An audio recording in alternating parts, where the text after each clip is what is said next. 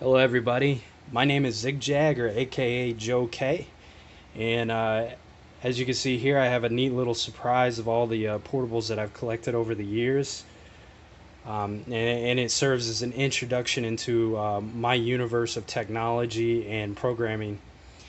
And so I wanted to show you some of my favorites. And the first one right here is the Dell Axim X5, which came out in 2002, and it runs a Windows Mobile 2002 operating system. Its processor is 400 megahertz, Intel PX250, and has 64 megabytes of RAM, 48 megabytes of ROM, and compact flash card and SD card expandability. And now moving on to the Dell Axim X30. This is actually my favorite out of the three, and it came out in 2004, and it runs a Windows Mobile 2003 operating system. It is one of the high-end versions, so it actually has a Intel PX A270 processor that runs at 624 megahertz, and it also has 64 megabytes of RAM and 64 megabytes of ROM. Some of the features that it possesses are SD card expandability.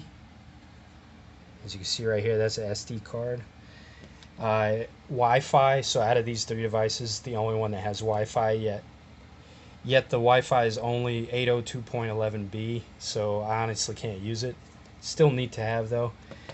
Another feature of it is Bluetooth and IR. And then lastly, the Palm Z22, and it came out in 2005, so later than these two, but it was a budget technology that was mainly geared towards users that were just trying to get a cheap and affordable Palm device in their hands.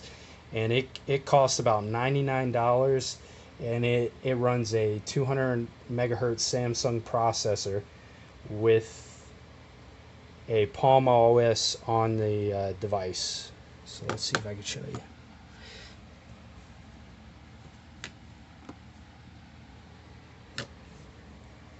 And so moving on, our next device is the HP 95LX. This device came out in April 1991, and it runs a 5.37 megahertz processor, NEC V20, which is an Intel 8080 clone.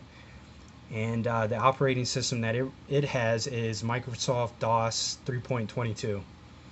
It has 1 megabyte of RAM, and it actually has a PCMI expansion slot that fortunately can take a PCMI adapter. And in this adapter, I have a compact flash 32 megabyte card, which is the max it can support. And it also has IR, and I'll show that right here. Very neat. And the next device is PSP, which is one of my pastimes. This is actually the device I learned how to hack on, learned how to do neat stuff, and was first introduced to like C programming and to a certain level assembly language. Of course, I still can't really do assembly language, but the PSP definitely made me aware of it. And so the PSP came out in 2005 around March 24th, and has a processor that runs at 333 megahertz MIPS and is MIPS R400. Its RAM size is 32 megabytes, and the features it possesses are infrared, memory stick duo expandability, 802.11b, which is just like the Wi-Fi that the Dell Axim X30 has, so its Wi-Fi is relatively useless, especially in this day and age. And it also has a screen size of 480 by 272. And then as you can see right here, here is a PS Vita, and it came out on February 15th, 2012. It runs a quad-core ARM Cortex A9, has 512 megabytes of RAM and 128 megabytes of VRAM. Its features are Bluetooth, Wi-Fi, multi-touch capacity, 2 analog sticks, so one and then two, and it also has a screen size of 960 by 544 pixels. And as you can see with this device, it has a casing, and the reason why I bought this casing was because whenever I tried to handle the PS Vita, my ring finger and pinky would go numb after extensive play, so I ended up buying this controller-like casing to help me play the PS Vita for longer times, and it actually worked, because now my finger doesn't go numb quite as often, and I'm able to play a lot of my favorite games. Like, I love PSX games, so I get to have a lot of fun with it using that.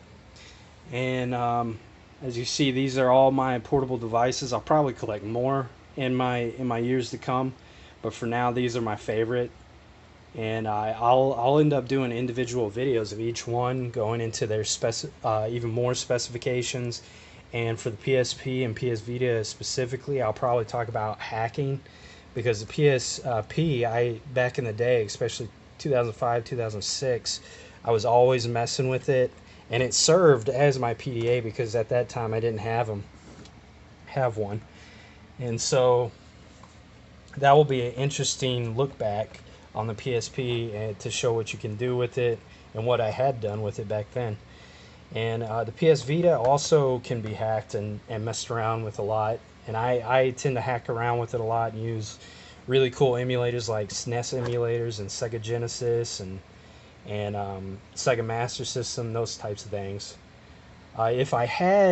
Speaking of emulations, if I had a Sega Game Gear, I used to have several of them, but if I still had them, I would also review those, as Sega Game Gear is actually my favorite. I remember playing it back in '97 and just being so amazed by it. But anyways, that being said, I look forward to making the videos for each of these devices and going into more specifics. And maybe whoever sees these videos can also hack them themselves and mess around with them just as I've done.